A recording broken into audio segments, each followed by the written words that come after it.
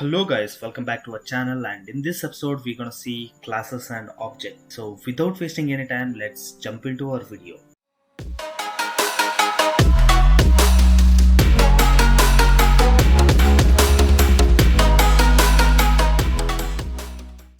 We'll see the kind of a definition of class. A class is nothing but the blueprint of a specific object. So why do we need class? So we'll take a real-time example of a class. Assume that you are working on a application called calculator. Here, assume that we have only two types of calculator. We have standard and the scientific calculator.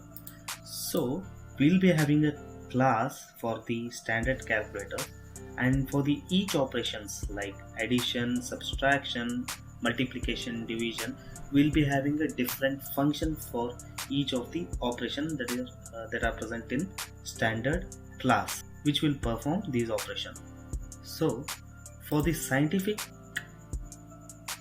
calculator, we'll be having another class, and which will be inherited from the previous standard calculator class, because the operations like addition, subtraction, multiplication and division is already been implemented in the standard calculator. Let's not write same code again and again. We can inherit the class and we can access those functions that are present in this standard class. With those, we'll be having some other function for this scientific calculator operations like log function, we'll be having land, etc, etc. So in order to differentiate and to do a specific task, we'll be having the classes. So we'll see how to define a class syntax. So we'll be having an access modifier and a keyword called class and a class name. We'll be seeing this access modifier in a different video.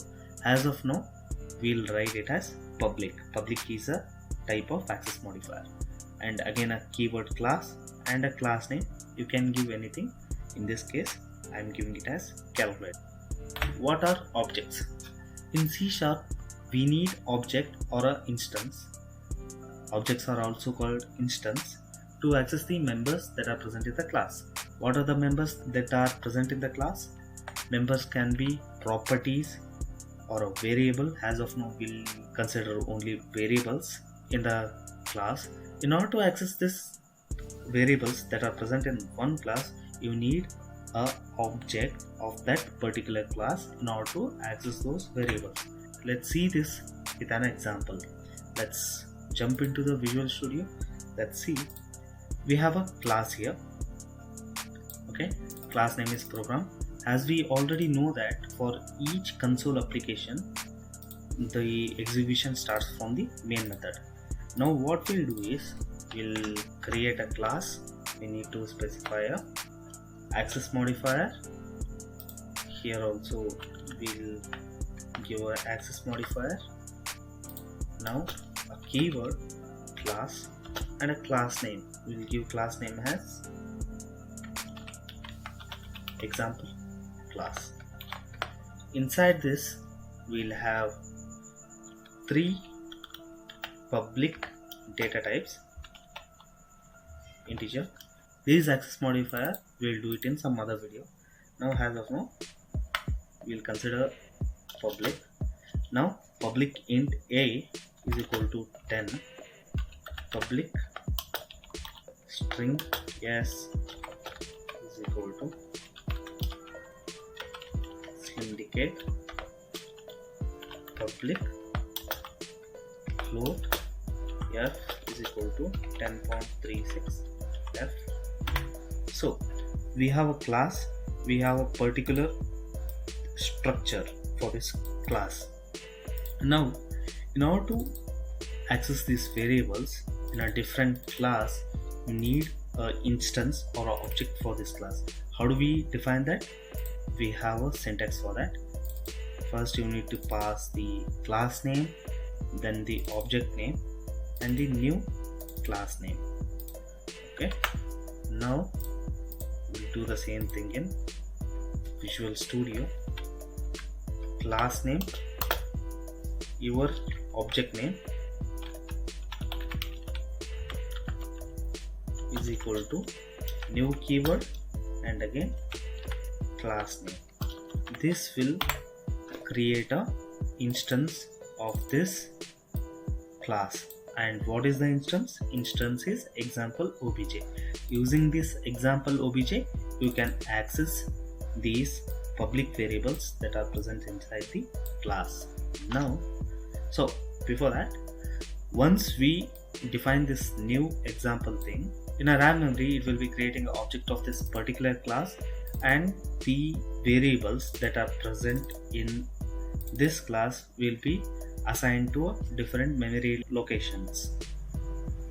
We will see that RAM architecture in some different video. As of now, we will try to access these public variables in our program class. Now you just have to type this and then click on dot. You can see here in our IntelliSense window we can access A, F and S, which are the variables names that are present in this example class. Let's take A and we'll store this A in some integer, int variable. Okay.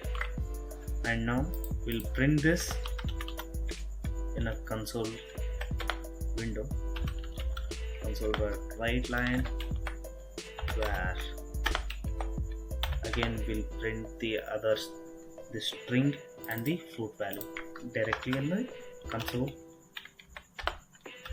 window.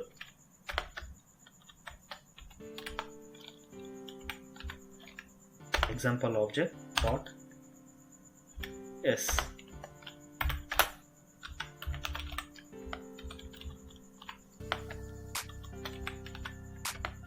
Dot f. Let's write console.readline to do the execution, and now we'll keep a breakpoint here and here and click on the start button. Let's press F10. Now you can press F11.